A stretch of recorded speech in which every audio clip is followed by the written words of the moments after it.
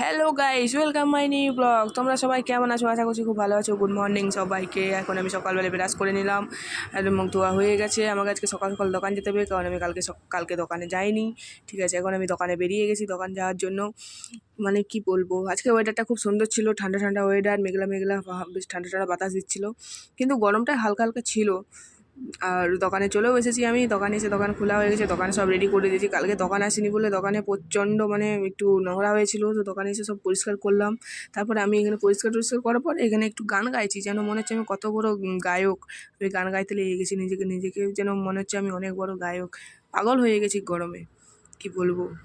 আর এখানে এই যে দোকান টোকান খুলে নিয়ে এই যে বাচ্চাটা এসেছিলো, আমাদের মালকিনের ছেলে এটা, ঠিক আছে। তো ও দোকানে এসেছিলো, দোকানে এসে আমাকে বলছে, আমার তোমাকে খুব ভালো লাগে, তুমি কালকে আসোনি কেন?